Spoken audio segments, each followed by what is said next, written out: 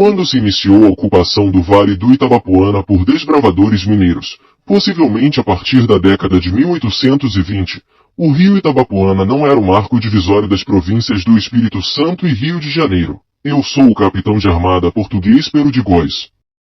O Vale do Itabapoana era um só território, e para compreender este fato, vamos iniciar este documentário a partir de 1545, quando iniciei o desbravamento da capitania de São Tomé, cuja abrangência territorial se dava entre os rios Macaé, Rio de Janeiro e Itapemirim-S, e interior adentro seguia até as divisas das regiões Norte e Noroeste Fluminense com Minas Gerais, na região da Zona da Mata.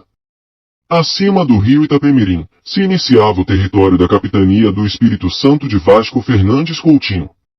Eu não cheguei a explorar o Vale do Itabapoana, adentrei no interior rio acima até a altura da extinta Cachoeira das Garças, exatamente onde hoje se localiza a barragem da PCH Pedra do Garrafão, e nesta cachoeira, aproximadamente 10 léguas distantes do litoral, foi onde instalei o primeiro engenho hidráulico do Brasil Colônia. A capitania de São Tomé não prosperou, durou apenas 3 anos por conta da limitação financeira tanto de minha parte, como de meu sócio Martim Ferreira, e principalmente a violência dos indígenas Goitacá que povoavam o litoral norte fluminense, e fez com que eu devolvesse as terras da capitania à coroa portuguesa, daí o termo que se denominava a região noroeste fluminense como terras devolutas. De 1548, quando a capitania de São Tomé foi devolvida à coroa portuguesa, somente em 1627, que o então governador-geral da província do Rio de Janeiro, Salvador Martins de Sá, concedeu títulos de sesmarias de parte da capitania, entre os rios Macaé e Paraíba do Sul, contemplando os 7 capitães. Posteriormente, em 1674, foi fundada a vila de São Salvador de Campos dos Goitacazes. Já a parte ao norte, que pertencia à extinta capitania de São Tomé, entre os rios Paraíba do Sul e Itapemirim, ficou abandonada até o início do século XVIII.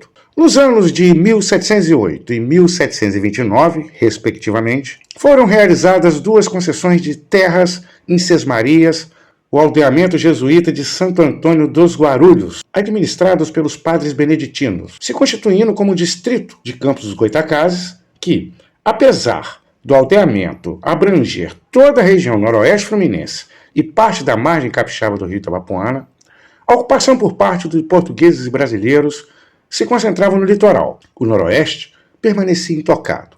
Existem muitas versões sobre a demora da ocupação e desbravamento da região noroeste fluminense e o Vale do Itabapoana.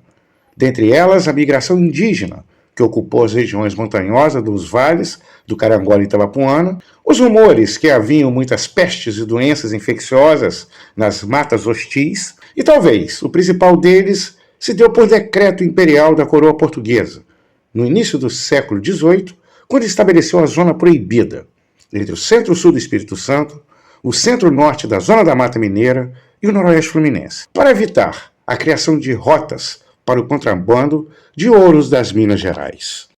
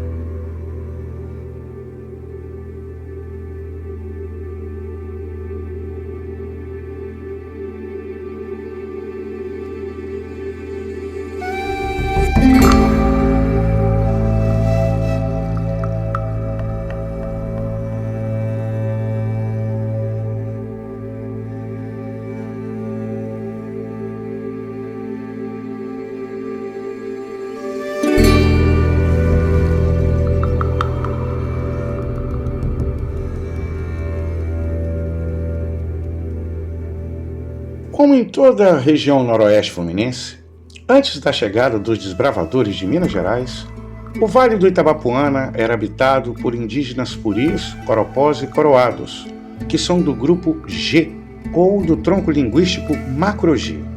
Essas 3 etnias são subdivisões dos povos Goitacá, que inicialmente vivia na região litorânea e nas margens do Baixo Itabapoana, entre o noroeste fluminense e o sul capixaba, com a maioria concentrada entre Campos dos Goytacazes e São Francisco do Itabapoana.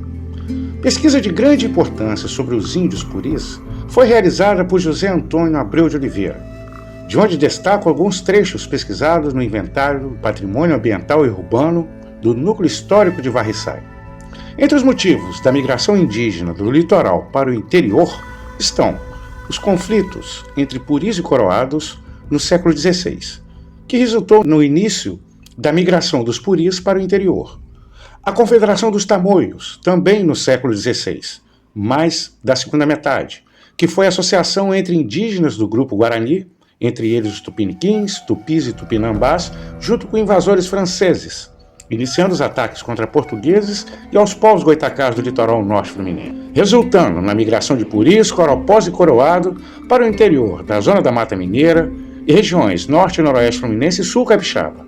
E mais adiante, no século XVII, foi a vez dos portugueses exterminarem, quase que por completo, com os indígenas goitacá através de roupas contaminadas por varíola. Dos poucos que sobreviveram, parte migrou para o noroeste juntos com os coroados.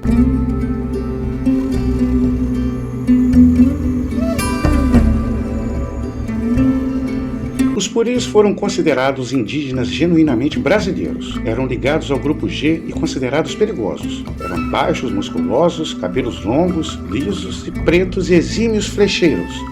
Alimentavam-se de frutas, raízes, sementes, peixes, caças e mel. A floresta era o único e precioso lar dos puris. Viviam harmoniosamente com ela. Não derrubavam árvores, não praticavam agricultura, não criavam animais domésticos e sobreviviam apenas com o que a floresta lhes oferecia: os frutos, as raízes, as sementes e a caça de animais selvagens, mas de tal forma que se serviu somente do que lhes bastasse para a sobrevivência. Para tanto, não sacrificavam as fêmeas com filhotes e nem admitiam a caça por esporte. Nesse sentido, os puris eram radicais defensores da ecologia, estavam ligados à natureza e conheciam profundamente seus segredos, advindos da observação direta e das experiências milenares de seus ancestrais. Quanto aos costumes, utilizavam-se do fogo obtido pelo atrito de pedaços de pedra. Viviam da caça e da pesca, mostrando-se violentos na guerra. Viviam nus. Algumas tribos desconheciam a rede, outras a usavam. Construíam o leito na própria terra. Não possuíam tabas. Suas habitações eram pequenos ranchos de 2 forquilhas fincadas, com um pau atravessado entre as forquilhas e alguns caibros. Sobre estes colocavam folhas de palmito. As folhas também lhes serviam como cobertores. Para a pequena pesca faziam uso do anzal, tendo por iscas algumas minhocas amarradas. Para peixes maiores percorriam as redes de fio de tucum ou embira de embaúba branca.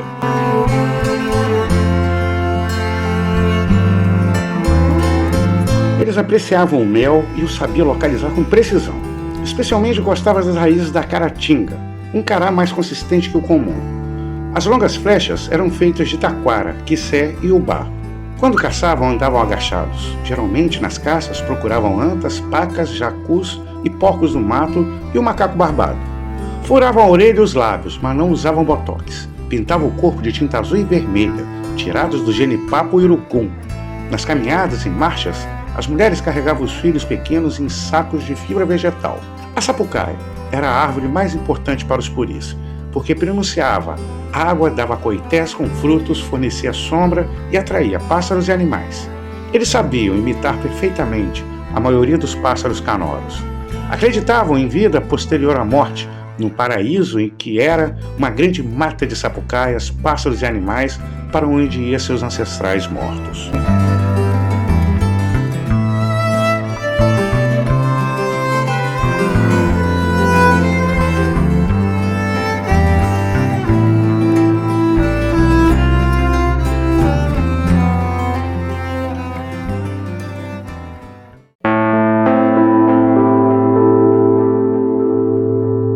O processo de extinção dos povos indígenas que viviam no Vale do Itabapoana e no Vale do Carangola, constituindo atualmente pelos municípios de Varriçai, Natividade, Pociúncula e na época também Itapiruna, foi o avanço da chegada dos desbravadores mineiros a partir de 1840, intensificando o desmatamento na abertura de novas fronteiras agrícolas cafeeiras, e com a redução drástica das florestas, os puris passaram a ter que trabalhar nas fazendas para obterem alimentos, se submetendo ao processo de aculturamento. Tendo relatos do trabalho indígena desde 1830, quando José de Lanes Dantas Brandão utilizava os puris na colheita da ipeca, popularmente conhecida como poaia, que é uma planta medicinal encontrada na região do Vale do Carangola. As onças pintadas que viviam nessas matas, que se tornaram escassas, passaram a atacar e comer os índios que ainda viviam originariamente. A cachaça ofertada pelos colonizadores como parte do pagamento pelo trabalho nas fazendas foi o principal fator de extermínio entre os homens que se tornaram dependentes do álcool. Como consequência, perdiam emprego nas fazendas e retornavam para a floresta para morrer, doente ou atacado por algum predador. E as mulheres se submeteram aos enlaces matrimoniais com não indígenas, no caso, negros escravizados e brancos colonizadores.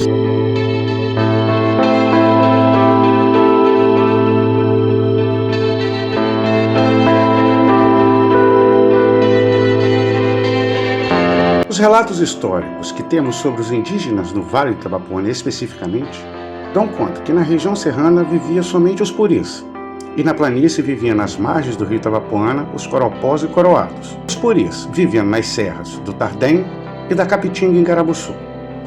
Partindo do relato de José Antônio Abreu de Oliveira, de que os puris não praticavam agricultura e que não estruturavam aldeias ou tabas, e que eles viviam da caça, pesca, colheita de frutos, sementes, raízes nativas e de mel, é fato que eles não utilizavam estrutura como fornos. E temos 2 fornos indígenas no vale. Os 2 fornos encontrados se localizam próximo à margem do rio Itabapoana. Um na planície, nas proximidades da usina Santa Isabel, bem perto do loteamento Vale dos Ipês, e o outro em Calheiros, próximo ao estádio do Calheiros Futebol Clube. Se temos um forno indígena em Calheiros, ou os coroados e coropós utilizavam essas estruturas e viveram na região serrana, no mesmo período que os puris, ou tivemos uma outra etnia indígena vivendo nesta região antes da chegada dos primeiros puris, coroados e coropós, na metade do século XVI.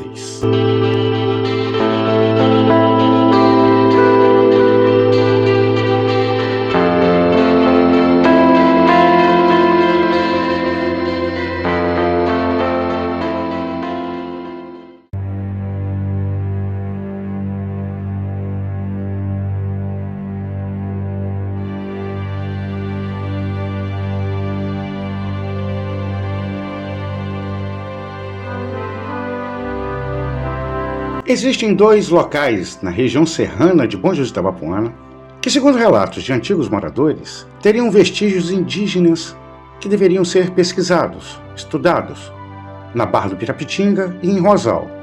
Na Barra do Pirapitinga são supostas inscrições e sinais talhados nas pedras no entorno da Cachoeira da Matinha, na estrada que liga Barra do Pirapitinga a Pirapitinga.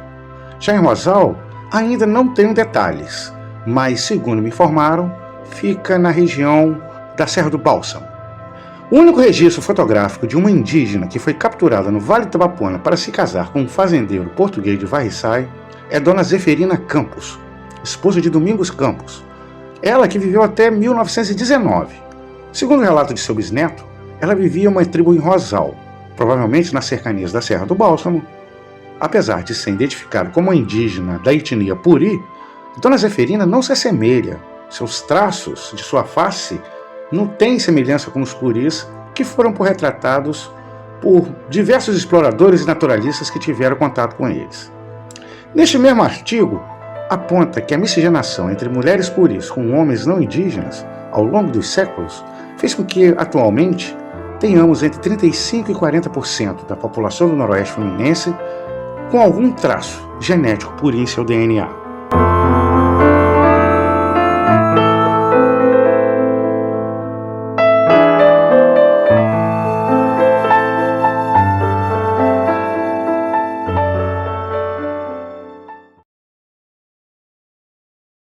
As ocupações do Noroeste Fluminense, do Vale do Itabapoana e do Caparaó Capixaba se deram através de um processo iniciado na província de Minas Gerais no final do século XVIII, mediante o declínio da atividade mineradora em Mariana e Ouro Preto.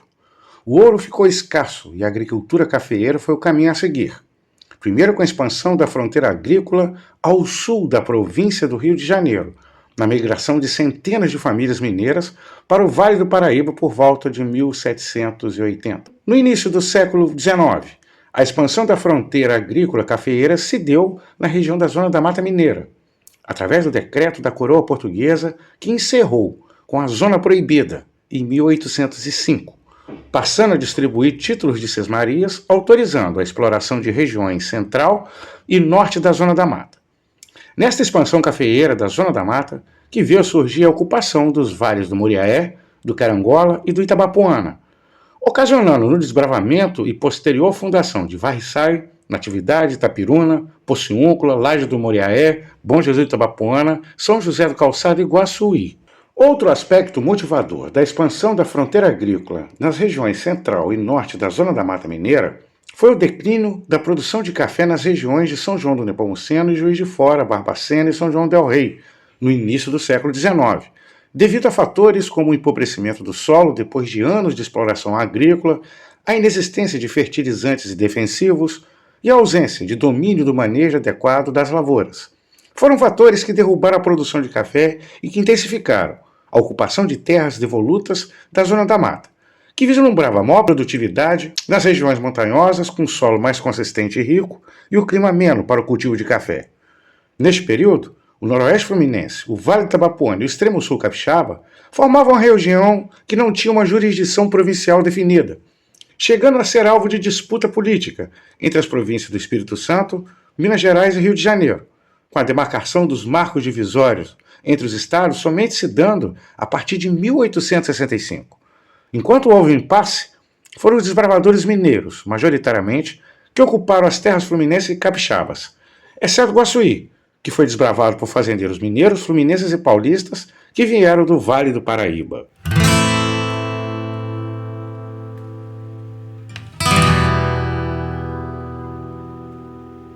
Neste ínterim, foram criadas 3 rotas de ligação entre Minas Gerais e os estados vizinhos. Primeiro com a Estrada Geral de Minas, ligando Ouro Preto a Campos dos Goitacazes em 1809. Depois, a Estrada Mariana ao Porto de Itapemirim, no Espírito Santo, em 1811. E a Rota Imperial, ligando Mariana a Vitória, em 1814. Partindo dessas 3 rotas, os primeiros desbravadores mineiros iniciaram a ocupação e exploração do Noroeste e o Vale do Itabapoana a partir de 1820, como se fossem territórios pertencentes a Minas Gerais. Inicialmente, todos esses desbravadores, inclusive os que se estabeleceram na Zona da Mata Mineira, não apresentavam o objetivo de se mudarem de forma definitiva, construir residência, fundar arraiais ou vilas. Eles somente possearam as terras, levaram escravos e capatazes para extrair a madeira, para estruturar suas fazendas e preparar o solo para o cultivo de café.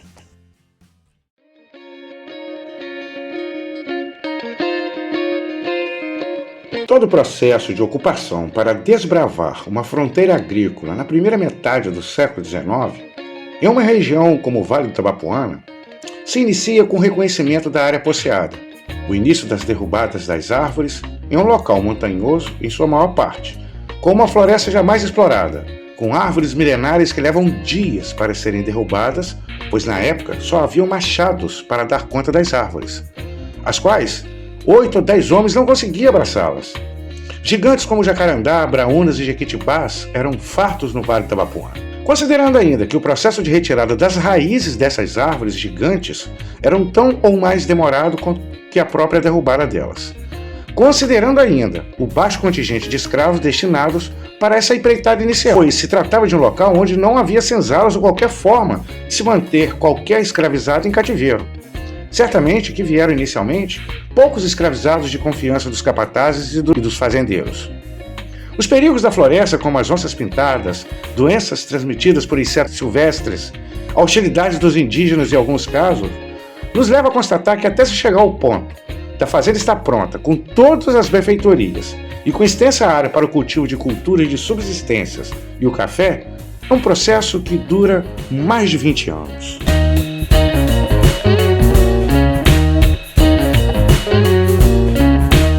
Resta indiscutível que um ambiente como esses não oferecia a menor condição para chegar com esposa e filhos crianças, ou constituir a família enquanto se desbravava o local, sem médico, sem comércio, para comprar alimentos ou medicamentos, sem rota de acessos adequadas para localidades povoadas, faz com que a tese de que os bravadores chegaram com suas famílias no Vale do Itabapoana da estaca zero do desbravamento é fantasioso.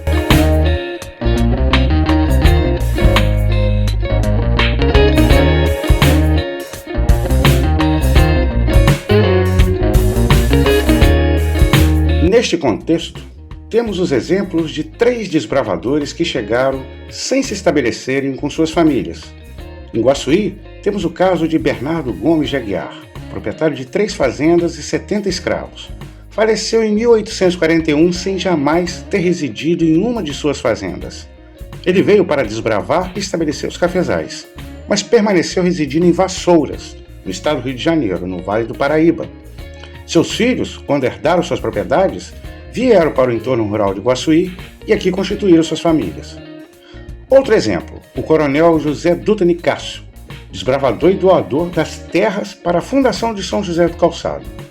Erroneamente, ele é denominado como fundador de São José de Calçado. E entre os fundadores, de fato, do arraial, estão pessoas ligadas a ele desde Minas Gerais. Mas ele mesmo, o coronel José Dutra Nicásio, jamais residiu em São José do Calçado.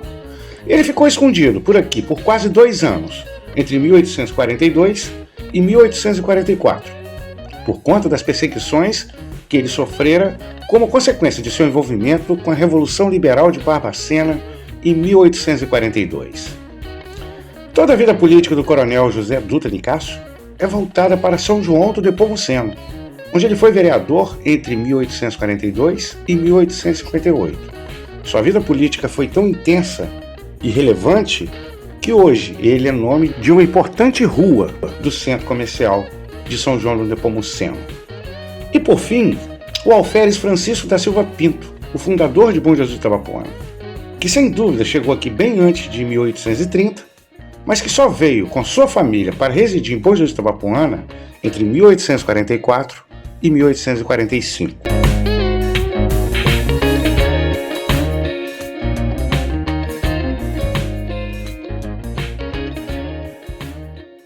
A região noroeste, ela é composta por 3 grandes vales. Nós temos o Vale do Muriaé. Perfeito. Tem o Vale do Carangola, que é afluente do Muriaé. Sim. E temos o Vale do Itabapoana. Esses 3 rios, não é, foram vetores de povoação na região noroeste, não é?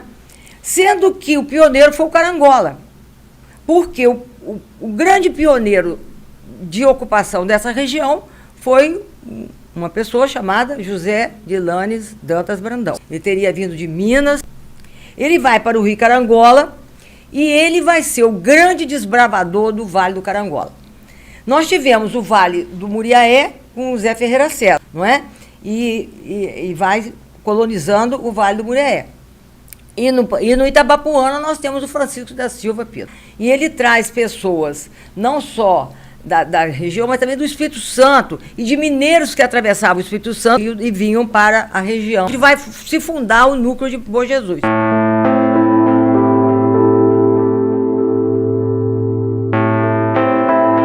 O maior desafio dos historiadores, pesquisadores e memorialistas do Noroeste Fluminense é encontrar os títulos de concessões das sesmarias dos desbravadores dos 3 vales mencionados pela professora Neila Ferraz. Aqueles que pesquisam as histórias de Itapiruna, Varriçai e Natividade de Porciúncula buscam há anos pelo título de terras de José de Lanes Dantas Brandão, bem como em Laje do Muriaé se busca os registros de José Ferreira César e os de Bom Jesus de Itabapoana o título do alferes Francisco da Silva Pinto. Particularmente, este aspirante a memorialista não vislumbra tal possibilidade.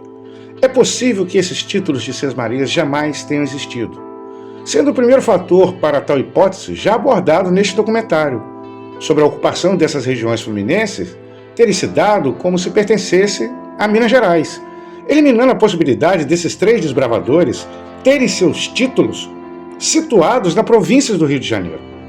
As regiões exploradas que poderiam ter esses títulos constariam com outras denominações mineiras nesses hipotéticos documentos.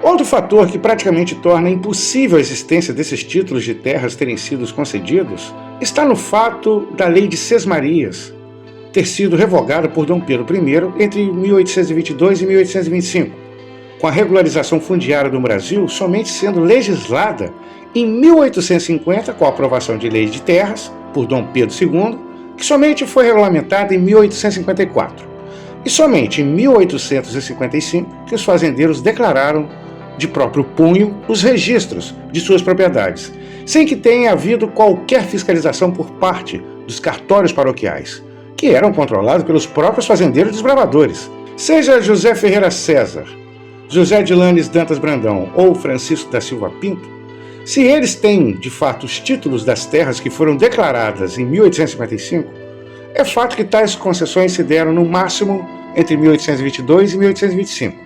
Caso contrário, todos possearam essas terras fluminenses clandestinamente, como se fossem pertencentes às Minas Gerais. Salientando ainda que, apesar de ter revogado a Lei de Sesmarias em 1822 ou 1825, as ocupações de áreas no Brasil inteiro permaneceram como se nada tivesse ocorrido. Tivemos por praticamente 30 anos invasões de terras sem nenhum registro por parte de governo de província ou governo imperial. Oficialmente, comprovadamente, foi um mineiro, o Alferes Francisco da Silva Pinto, que chegou em 1822 e veio acompanhado do cunhado dele, Fernando Antônio Dutra.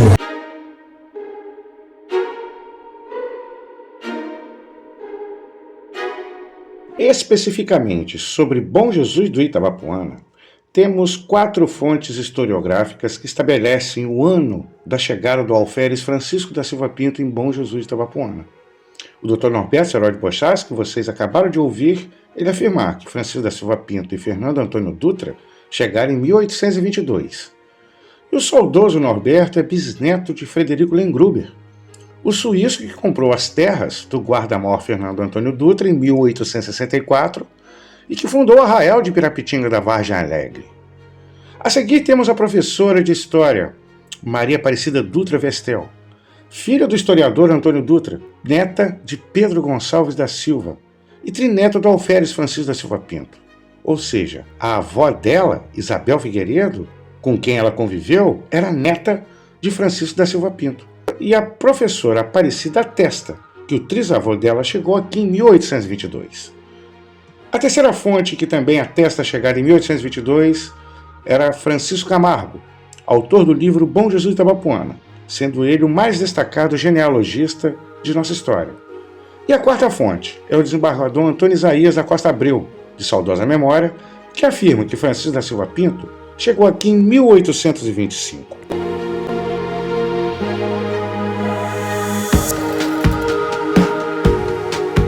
No caso do Dr. Norberto e da professora Maria Aparecida, eles tiveram essas informações dentro do seu familiar, através de seus avós. Eles são testemunhas indiretas da história que os ancestrais deles construíram nos primórdios. Não há razão para contestar a informação dada por esses personagens. Nesse sentido, sigo enredando esse documentário com base na versão dada pelo Dr. Norberto, que disse somente da chegada do alferes Francisco da Silva Pinto do seu cunhado, guarda-mor Fernando Antônio Dutra. Eles chegaram de fato sem suas respectivas famílias em 1822. Eles chegaram com alguns escravizados e agregados para, neste primeiro momento, possear e demarcar a área a ser explorada, iniciar a abertura de áreas agricultáveis.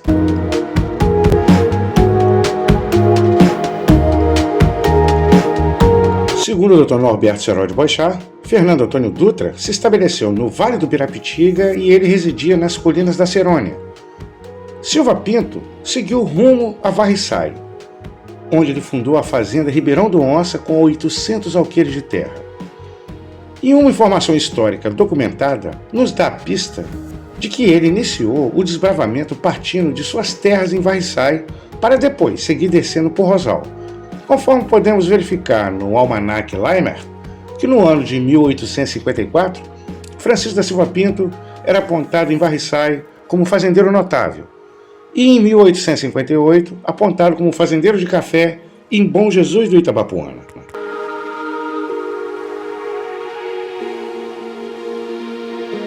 Senhoras e senhores, se o alferes Francisco da Silva Pinto era considerado um fazendeiro notável em suas terras de Varriçai em 1854, considerando ainda que ele já era produtor de café em Bom Jesus no ano de 1858, é evidente que ele já estava desbravando e explorando esse território há mais de 30 anos, saindo da estaca zero na densa floresta encontrada, com o preparo do solo, o cultivo de culturas de subsistência para alimentar os escravizados e os agregados que chegaram inicialmente, enquanto abre o território agricultável, formando pastagem para o rebanho leiteiro, pois eles consumiam leite, e até chegar em áreas de grandes proporções para o plantio de café. Fica mais que factível que Francisco da Silva Pinto tenha chegado de fato em 1822.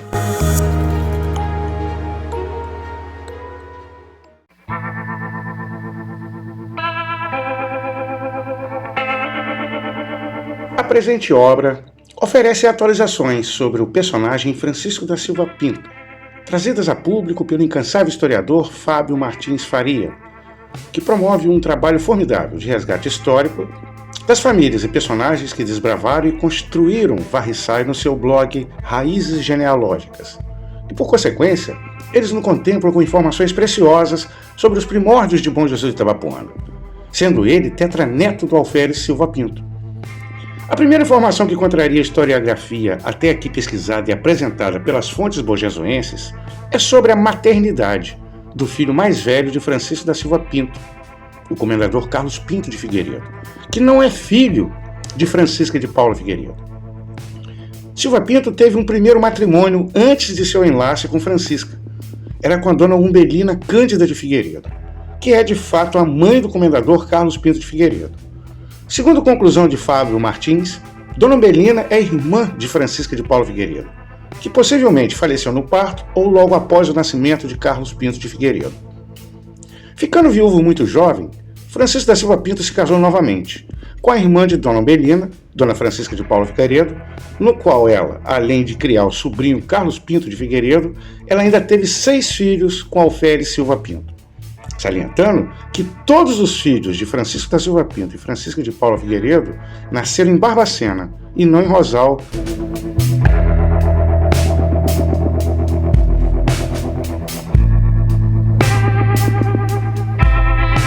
Outras 2 informações atualizadas no blog Raízes Genealógicas contrariam parcialmente 2 fontes historiográficas bonjesuenses, Francisco Camargo e Norberto Boixá. E contraria totalmente outra, o Dr. Antônio Isaías da Costa Abreu, no que diz respeito ao retorno do alferes Silva Pinto para Minas Gerais após a sua primeira chegada no Vale do Itabapoana. Tanto o Dr. Norberto como o Francisco Camargo mencionam sobre esse retorno de fato, mas não na forma como ele ocorreu. Segundo eles relatam, assim que chegou com Fernando Antônio Dutra, Francisco da Silva Pinto teria rumado, Rio Itabapoana acima, fundando sua primeira fazenda em Rosal, por volta de 1830, a Fazenda do Bálsamo, e que por volta de 1834 ou 1835 ele teria retornado para Ouro Preto. Por sua vez, Dr. Antônio Isaías atestava que Silva Pinto jamais teria retornado a Minas Gerais, que sempre esteve aqui, na Fazenda do Bálsamo. É fato que Francisco da Silva Pinto retornou para Minas Gerais após a sua primeira chegada no Vale do Itabapoana, mas foi antes de 1830. Ele chegou por volta de 1822 e, no máximo, ficou aqui até 1824. Em 1825 ele já estava em Barbacena, e não Ouro Preto. Possivelmente teria se casado com Dona Umbelina neste ano, e seu primeiro filho, Carlos, nasceu em 1826.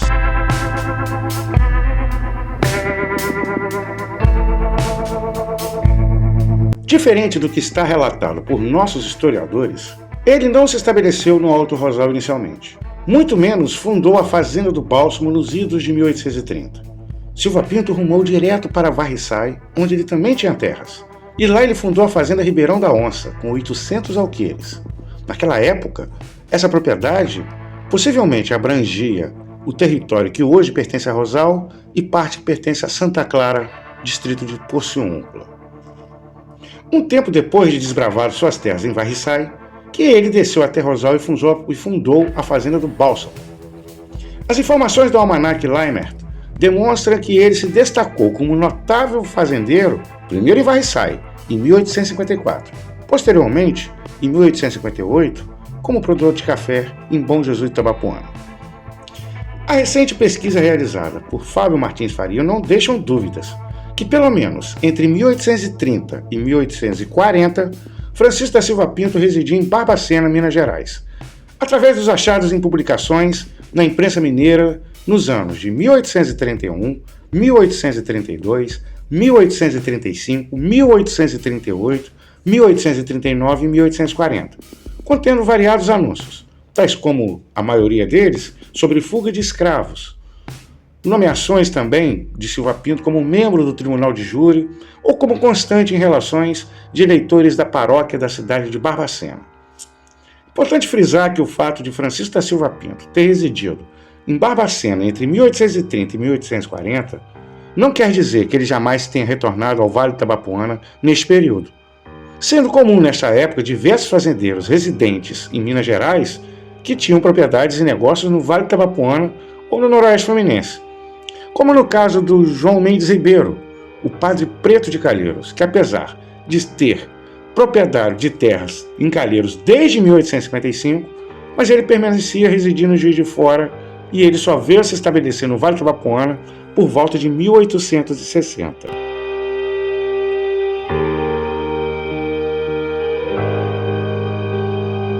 Entre os documentos históricos encontrados recentemente por Fábio Martins Faria, no caso sobre as publicações nos jornais mineiros em Barbacena, além dos comunicados de fuga de escravizados e o nome de Francisco da Silva Pinto entre relações de jurados ou eleitores, temos uma carta enviada à redação do jornal O Cronista, datada em 1º de março de 1838 e publicada no dia 20 de março do mesmo ano.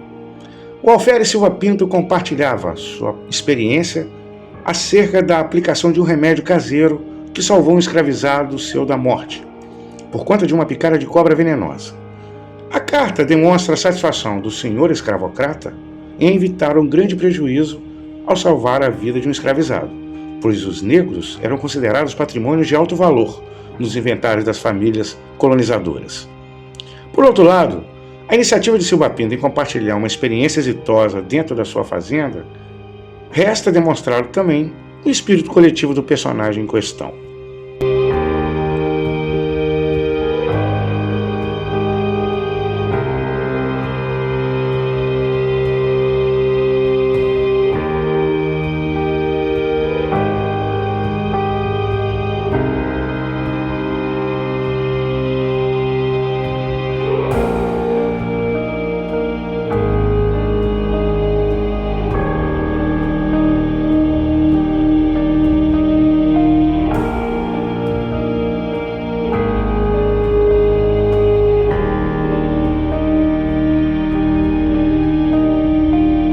Não temos como conjecturar se Francisco da Silva Pinto tinha entre 1830 e 1840 alguma intenção de se mudar com a família de Barbacena para o Vale do Itabapoana, quanto mais em constituir um povoado e um arraial.